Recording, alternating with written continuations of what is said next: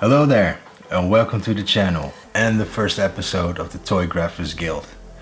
My name is Jeff, and I would like to take you inside the world that's called toy photography.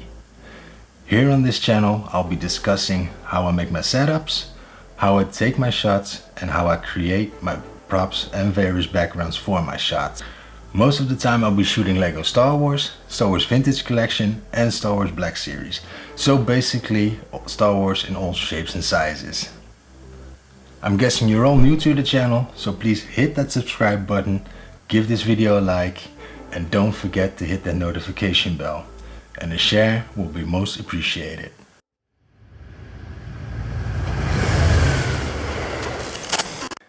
In today's video, I want to recreate a scene from The Empire Strikes Back. The Battle of Hoth, to be exact. But for my image, I want to focus mainly on the rebels' point of view. So I'm going to take you step by step through the setup, so let's get started. I always begin my setup with a ground layer. This one I made out of styrofoam. The reason it has an angle is because most of my shots have a low camera angle position. A low camera position makes your subject appear more stronger, but also more threatening, depending on the image. It also offers a creative solution in some cases. I'll come back to that later. I'm gonna use this turret as a starting point. When placing it, I took into account the space I'm gonna need for the figs and background elements like a snowspeeder. With every element I place in the scene, I tried to create as much depth as possible. If everything was in a straight line, the turret, the figs, the image would turn out to be flat. For this scene, I'm only gonna need 3 or 4 figs. Since I only have 3 original Hoth rebels, I will have to make a possible 4th myself from spare parts. When placing figs, I always use a Lego plate to prevent figs from falling over during shooting. As for laying poses, I just put the legs backwards on the fig. This way, the pose is more stable. Here you can see why I use a ground layer. It's a perfect way to hide the plate the fig is on.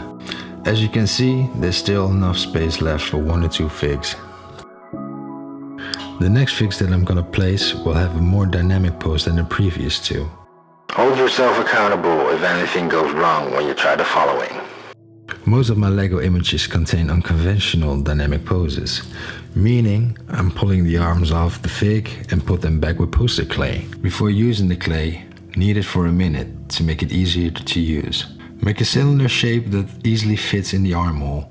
Try to keep enough clay on the outside so that there's plenty of clay to fasten the arm with. It's just a matter of trial and error to get it right. Try not to use the clay more than 4 times, because then it will turn soft.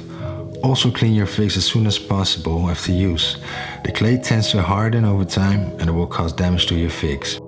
As you can see, a nice dynamic pose. The last fig I'm gonna use, I'm gonna place here, in a leaning pose but without the use of any clay. Next to using clay, there's another way that you can pose your Lego figs more dynamic, with crazy arms from Crazy Bricks to be exact.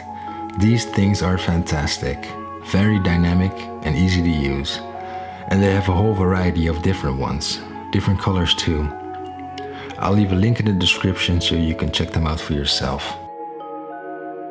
As you can see, it looks fantastic, slightly different compared to the previous dynamic pose. I'm gonna let this figure lean more on its environment, like this. As you can see, I already created quite a bit of depth with the placement of the turret and the figs, mainly here, here and here. By placing the snowspeeder here, in line with the turret, I automatically create more depth, and as a bonus, a nice symmetrical line between the speeder and the turret. I made sure the stand I built was slightly tilted to give the snowspeeder a more dynamic look. All that remains is to fill these 2 spaces with some natural environment. And for that, I'm gonna use these styrofoam rocks. Maybe not the most beautiful thing in the field of diorama backgrounds, but perfect for toy photography. I'll make a video later on how I made them. Normally I would have put the largest rock upright, but since I have to fill in a big gap in the background, I chose to lay it on its side. The smaller rocks serve as an extension to make the large rock look even bigger. And now finally, the last part of the scene, the snow layer. I always use baking soda for snow, easy to use and very convincing as snow. However, it can be harmful to styrofoam if you leave it on too long. Baking soda absorbs moisture and that creates a yellowish layer on your styrofoam, so remove it right away when you're done. With all the elements in place, the scene is finally ready. The only thing left to do now is set the lighting and a background. Because I need to mimic daylight, one big light source should be enough. In this case, I chose to use my softbox and use it as a backlight. That way, the figures really get separated from the background.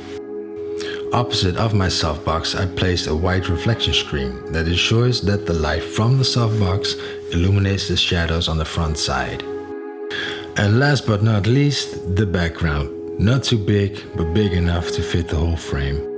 This one is made out of a styrofoam plate and some book cover paper. And this is the final image, straight out of the camera. Still needs a little bit of work in Photoshop. The stand underneath the snow speeder has to go, and maybe some retouching and blurring the snow a bit and set the color balance to a more Arctic atmosphere. And this is the image after Photoshop. Snow nicely blurred and retouched, a cool Arctic atmosphere, and to top it off, I added some icy winds.